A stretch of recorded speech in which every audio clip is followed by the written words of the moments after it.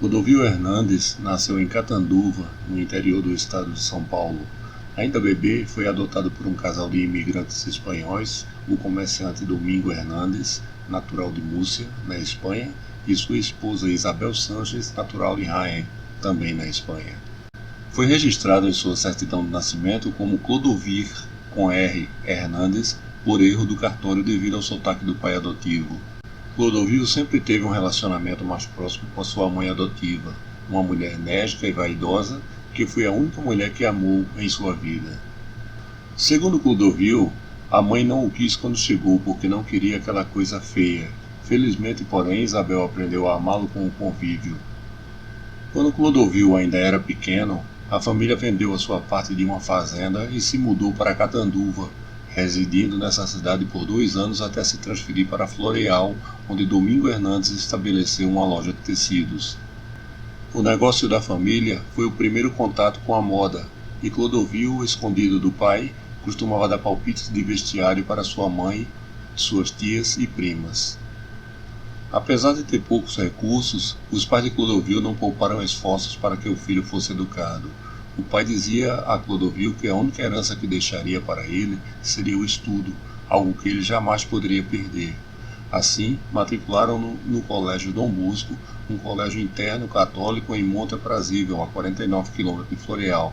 Mais tarde em sua vida, Clodovil afirmou que havia sido aliciado por um padre quando menino, mas isso não mudou sua visão a respeito do colégio, da igreja ou da religião. Foi também nesse colégio que Clodovil recebeu de um padre o apelido de Jacques Fa, um costureiro famoso na época. Aos 13 anos, Clodovil afirma ter visto seu pai tendo relações sexuais com outro homem, um cunhado e irmão de Dona Isabel. Clodovil diz que nunca tocou no assunto com o pai, o qual morreu sem saber que ele vira a cena. Por causa desse episódio, Clodovil disse que deveu o norte de sua vida a seu pai. Na década de 1970, o costureiro Clodovil começou a se apresentar como cantor em boates e shows privados. Na época, o jornal Diário de Notícias escreveu que o costureiro estava atacando de cantante. Em janeiro de 1975, ele participou do então programa fantástico O Show da Vida, interpretando Ma Melô Melodie, uma canção originalmente cantada pela egípcio-francesa Dalida em 1972. O videoclipe foi feito ao ar livre, em um grande gramado e piscina, contando com a presença de 6 modelos trajando vestidos desenhados por Clodovil, além de 4 músicos. Chante, chante la vie, Chante, chante la vie, un jour bleu, un jour gris, un jour né, un jour gris. et le temps s'enfuit. Ma mélodie, Ma mélodie, chante, chante pour lui. Na década de 1960, Clodovil trabalhou para a Rádio Jovem Pan, onde dava conselhos de moda durante poucos minutos. Em setembro de 1968, Clodovil teria criticado ao vivo na rádio as roupas que Yolanda Costa e Silva, esposa do então presidente general Costa e Silva, usou na ocasião da visita oficial da primeira-ministra indiana Indira Gandhi ao Palácio da Alvorada. Acabou demitido da Rádio Jovem Pan. Anos mais tarde, Clodovil desmentiu, dizendo que não havia criticado a indumentária da primeira-dama, mas sim sua atitude. Ele falou: "Eu não critiquei a roupa dela. Não, eu critiquei a atitude dela. Ela recebendo a Indira Gandhi, ela parecia uma espanhola enlouquecida com vestido de veludo azul marinho, com sutiã azul marinho. Era uma espanhola louca. Digo, é pior que uma brasileira enlouquecida, pelo menos ela estava de candomblé, né?" Na década de 1980, paralelamente à moda, iniciou sua carreira na televisão como apresentador, tendo passado por diversas emissoras onde construiu a sua fama de polêmico, contraditório e sem papas na língua. Por conta de suas declarações consideradas por alguns impróprias e indelicadas, muitas vezes dirigidas a outras personalidades, Clodovil foi demitido repetidas vezes e tornado réu em processos judiciais por difamação e injúria. Em 1980, já consagrado como costureiro da elite brasileira, Clodovil foi convidado pela Rede Globo para participar da equipe de apresentadores do TV Mulher, seu primeiro programa de televisão, tendo como colegas Marília Gabriela, Ney Gonçalves Dias, Alá Serma, Xena Bier e Marta Suplicy. O programa matinal era voltado para o público feminino, tendo sido pioneiro em abordar temas como sexo, o que gerou protestos entre conservadores e religiosos. No TV Mulher, Clodovil costumava ler cartas de mulheres que queriam dicas e sugestões de vestiário e desenhava ao vivo os modelos, desde vestidos de festas até roupas adequadas para o trabalho. Em 1982, porém, Clodovil acabou demitido do TV Mulher após discutir ao vivo com Marília Gabriela, âncora do programa. De acordo com Marília Gabriela, o apresentador queria ser o dono do programa e após ela ter sido chamada para um especial chamado Marília Mulher Gabriela, no qual cantava, Clodovil ficou com muita raiva e passou a provocá-la de forma constante nos bastidores do programa, envolvendo a equipe de produção. Conforme Ney Gonçalves Dias, quando fora do ar, os dois não se dirigiam um para o outro e eram inimigos mortais, e Clodovil acabou substituído por Ney Galvão. Demitido da Rede Globo, Clodovil migrou para a Rede Bandeirantes, onde ganhou em 1983 um programa com seu próprio nome. Ainda no mesmo ano, Clodovil entrou para a Rede Manchete, a qual o contratou para apresentar 2 programas na década de 1980, os vespertinos Manchete e Shop Show, de 1983 até 85, e Clube para os Íntimos, de 1985 a 1988. E no início da década de 90, o noturno Clodovil Abre o Jogo, de 1991 a 93. O lapso entre esses 2 últimos programas se deu porque Clodovil foi demitido em 88 pelo dono da Rede Manchete, Adolfo Bloch, após ter chamado a então Assembleia Constituinte de prostituinte. Segundo Clodovil, Ulisses Guimarães ligou indignado com a Manchete e disse para tirá-lo do ar. Com isso, Clodovil ficou quase 4 anos ausente da televisão, tendo sido readmitido pela emissora em 1991. Foi em Clodovil Abre o Jogo que ele começou a fazer o cafezinho ao vivo para seus convidados em uma cafeteira de vidro sobre a mesa, e também lançou seu famoso bordão: "Olha para a lente da verdade e me diz", ao fazer perguntas inesperadas aos entrevistados. Em 1993, com a crise enfrentada pela Manchete, Clodovil mudou para a CNT, sediada no Paraná. Essa emissora lançou Clodovil em 2 programas que tiveram pouca duração, o Frente e Verso e Clodovil em Noite de Gala. Esse último era gravado ao vivo dentro do Teatro do Ópera de Arame, em Curitiba. Segundo Clodovil, o custo deste último programa era de cerca de $150 mil.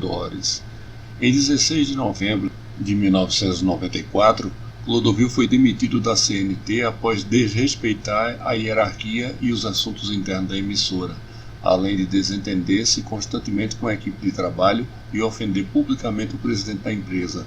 Em agosto de 96, porém, ele retornou para a CNT para apresentar Retratos, também muito brevemente. Em 1998, Clodovil voltou para a Rede Bandeirantes após 15 anos para apresentar o programa Clodovil Soft, no qual cozinhava, fazia ginástica e dava dicas de etiqueta e moda. Cansado de ficar parado, em razão do impasse do pagamento de seu salário com a emissora CNT, foi Clodovil quem pediu para trabalhar para a Bandeirantes.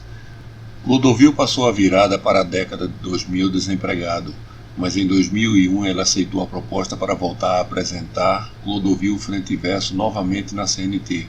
O projeto não durou muito. Subsequentemente, Clodovil concordou em co-apresentar o programa Mulheres na TV Gazeta ao lado de Cristina Rocha. Alguns meses após a estreia, a parceria entre os 2 apresentadores terminou e Clodovil se despediu de Cristina, que saiu do programa, chamando-a de Jararaca do Brejo. Ele continuou apresentando o programa até 2002, passando a apresentar um talk show noturno com seu nome, no qual preparava receitas para receber convidados.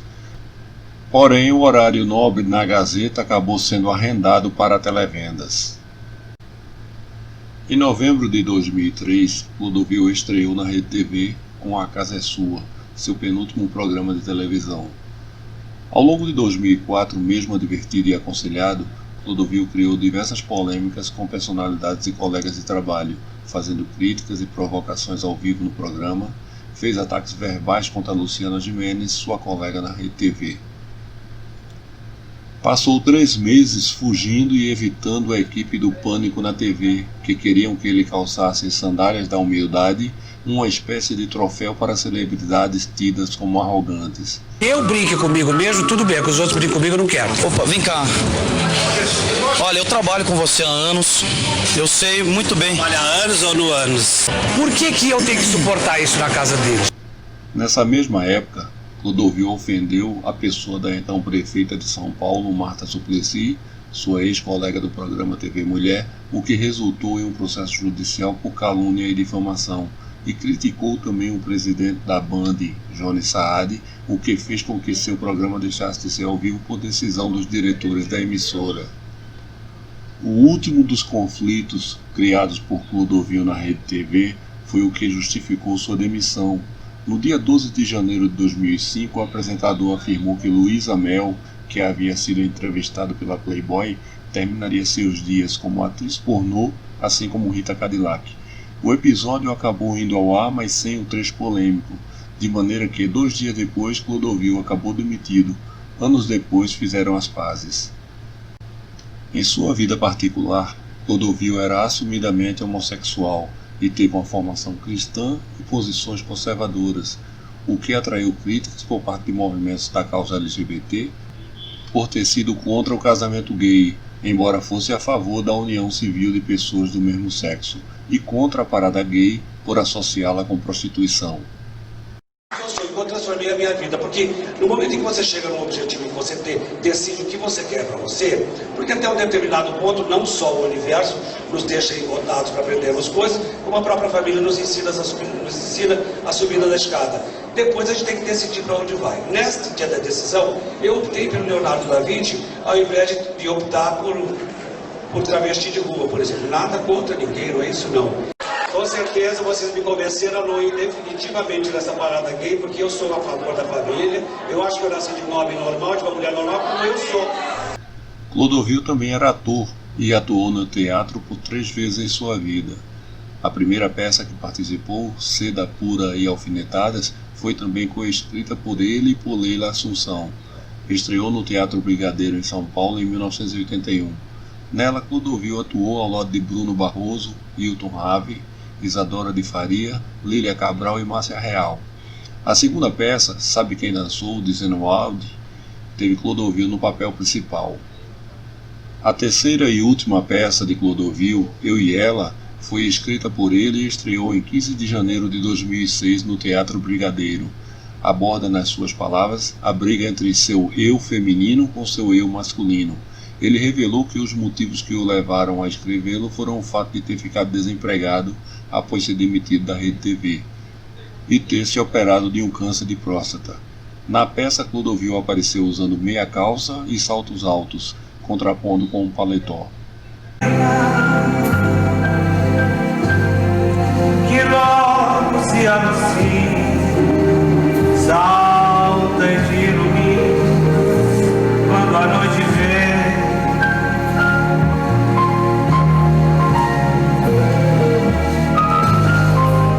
Em 2006, entrou para a política após candidatar-se e eleger-se deputado federal pelo Partido Trabalhista Cristão, PTC, possuindo inclusive o terceiro maior número de votos em São Paulo, estado por onde se candidatou.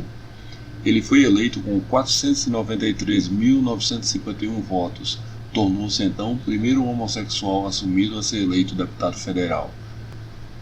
Mesmo declarando-se, logo após ser eleito, contra a parada do orgulho LGBT, o casamento homossexual e o movimento LGBT brasileiro, Clodovil apresentou um projeto para regulamentar a união civil de pessoas do mesmo sexo.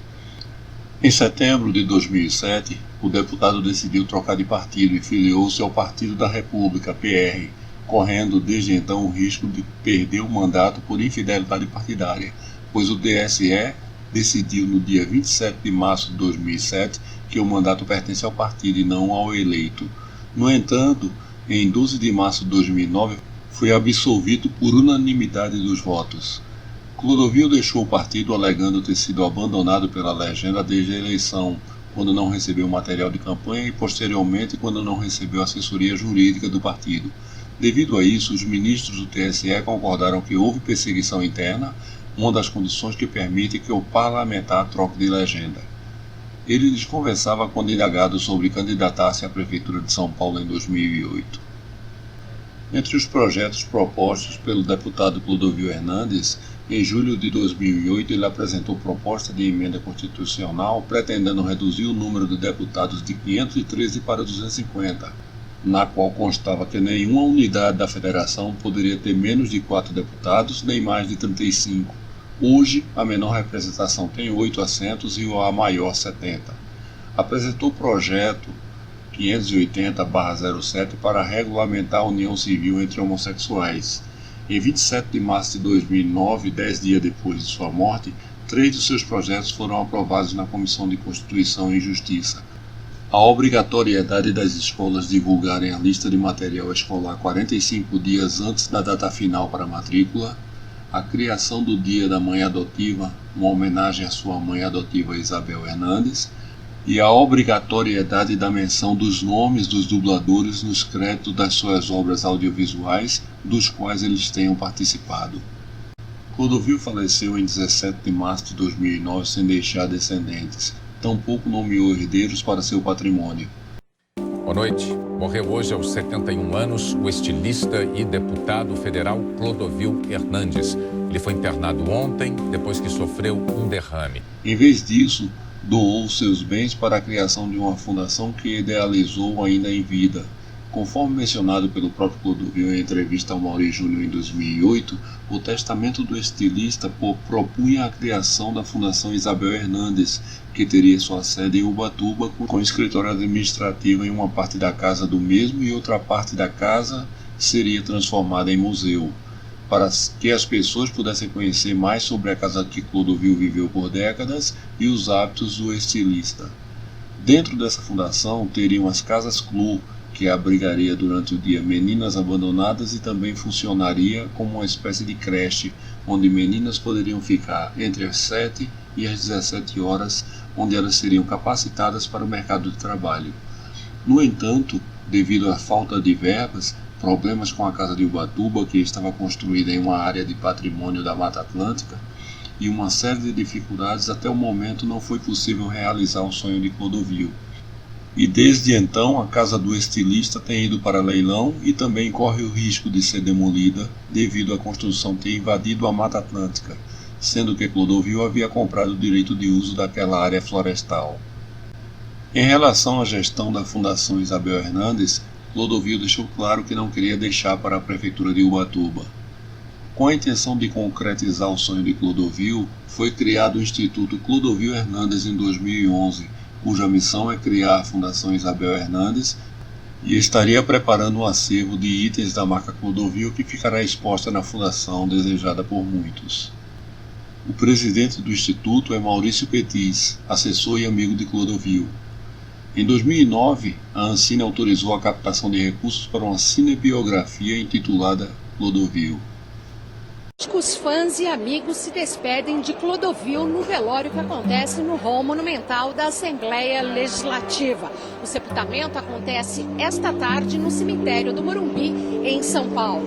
O estilista e deputado federal eleito com quase 500 mil de votos faleceu aos 71 anos, vítima de derrame cerebral em Brasília, capital federal. Em um último adeus, muitos amigos vieram se despedir de Clodovil Hernandes.